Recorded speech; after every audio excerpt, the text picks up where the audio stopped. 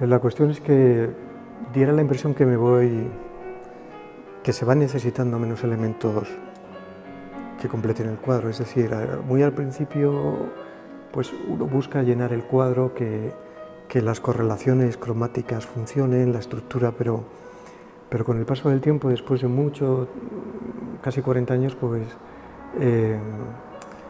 ya es una mera simplificación del color. Yo quizás al principio no entendía muy bien, por ejemplo, estructuras y planteamientos como los que hacía Mark Rothko, pero desde luego ahora sí estoy en la línea de entender esa simplificación trascendente que se aúna a través del color. Por otra parte, no es una cuestión de pensar en el producto cuadro, sino en un cuadro casi de carácter industrial, donde podemos ver los distintos matices y un poco la estructura de realización. Yo muchas veces a mí mismo me tengo que explicar cómo es posible que emplee más tiempo en pensar delante del cuadro que en ejecutar simplemente una pincelada o acabar marcando una línea de estructura de perspectiva en grafito. Y yo creo que esto es lo que interesa y no hay otras aptitudes que muevan la pintura. Un simple reflejo es lo que tiene la esencia de un cuadro, por ejemplo, de 2 metros. Y por esta circunstancia pues puedo llegar a entender toda la obra norteamericana de finales de los años 40 y las derivaciones más abstractas porque claramente tengo que aceptar y admitir que me he ido hacia la simplificación, pero me encuentro mucho más a gusto en la simplificación.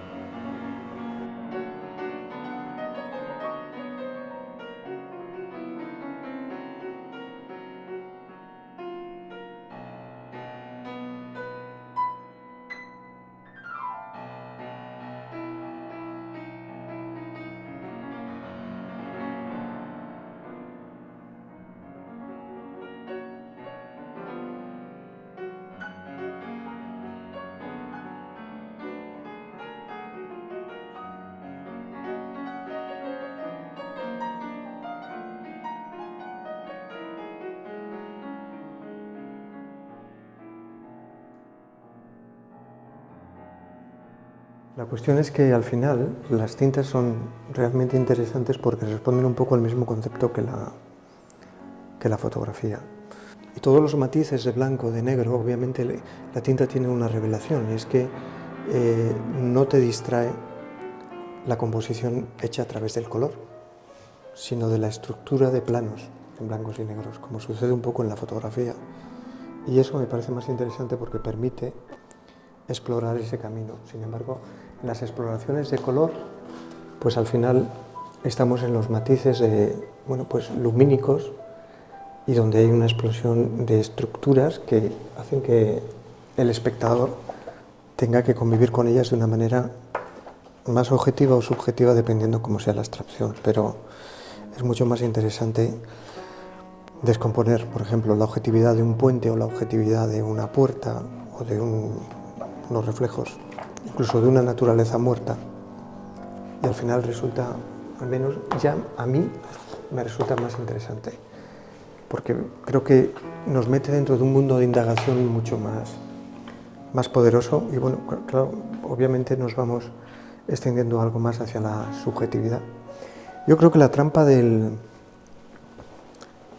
arte contemporáneo actual es que nos ha metido en un canon exclusivamente de subjetividad, y esto lo que hace es que intentemos eliminar la parte previa de objetividad para llegar a la subjetividad. La objetividad tiene que estar, por lo menos, al menos en la cabeza del espectador. Es como las esculturas, ¿no? Pues tú las vas descomponiendo y tú vas construyendo y vas realizando una extracción de algo que realmente resulta objetivo. Esto es un molino, pero obviamente el molino ha quedado absolutamente ya mimetizado con la propia naturaleza, es decir, ya no es un elemento extraño a esa naturaleza de construcción de piedra, sino que lo que forma parte de la propia naturaleza.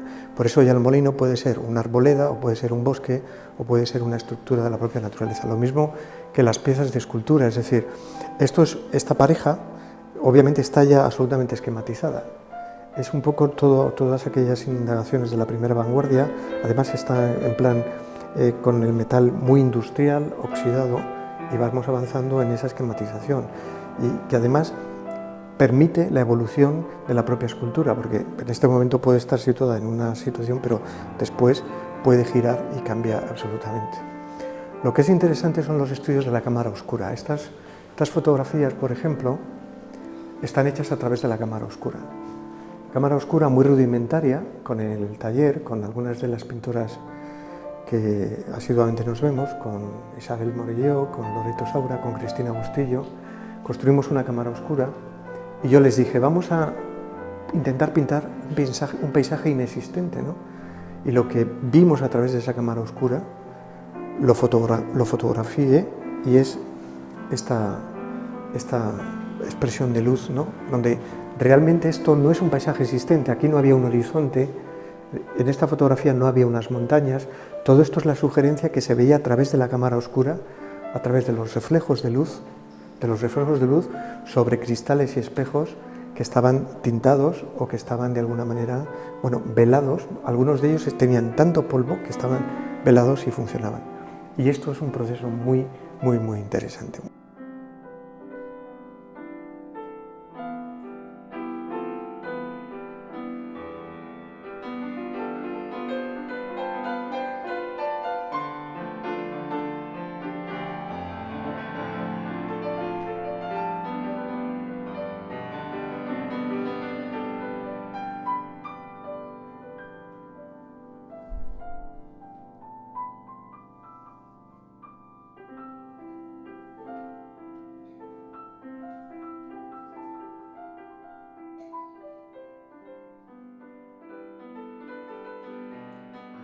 Como una breve simulación, es decir, yo ahora mismo puedo contemplar que las sombras están funcionando, es luz y sombra, y esto es quizás lo único que interesa después a la hora de trasladarlo al cuadro.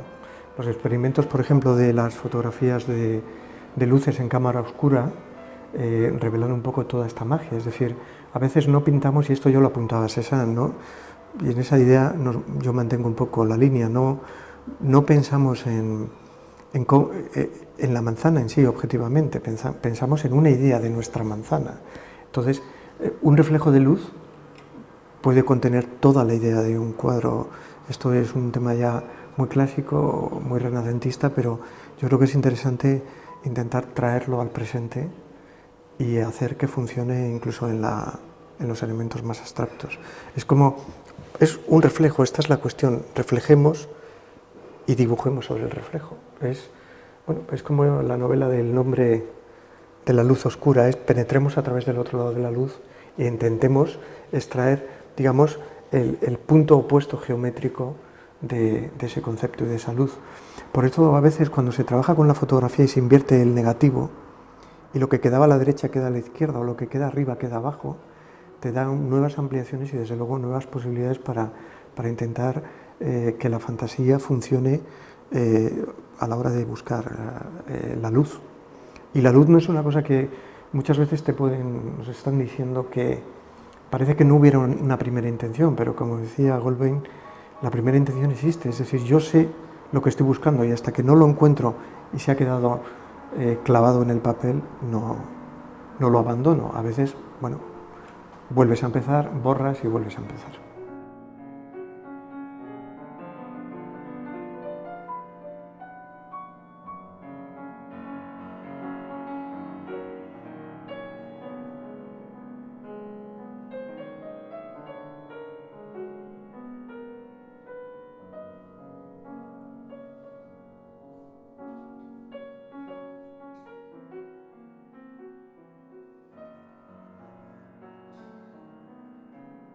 Hay un aspecto que, no sé, a la hora de buscarlo, de investigarlo, piensas que llegas, luego no llegas, vuelves a empezar, pero es todo el tema de utilizar la idea de que todo es un gran fresco. Por ejemplo, el estudio de los estanques, ¿no? o de las grandes abstracciones de color. Y eso es lo más interesante, sí. Porque, bueno, quizás es la manera de tú poderte integrar en el propio cuadro. Esto es algo que los americanos hicieron muy bien. Yo creo que tanto Pollock como todo ese action painting que trabajaban dentro del cuadro, eso es interesantísimo. Y bueno, afortunadamente yo creo que me siento mucho más cómodo penetrando en ese espacio que en un espacio absolutamente cerrado donde todo hay que ponerlo, todo queda de alguna manera definido en el cuadro. No cabe duda que el espectador luego tiene la referencia de poder imaginar y para mí es interesante que el cuadro, cada vez que es observado por un espectador, comience a vivir, ¿no? Y tenga una nueva dimensión, y donde un espectador ve una posibilidad y una emoción, otro espectador está conviviendo con posibilidades distintas. Porque si no, el arte lo hemos circunscrito al objeto y a la objetividad, y yo no creo en la objetividad exclusiva del arte. Me parece que es una trampa para el espectador. En el momento que tú al espectador le has construido toda la realidad visual, el espectador ha perdido la fantasía visual y una parte de la emoción y del sentimiento que realmente debe de volcar a la hora de experimentar sobre un cuadro.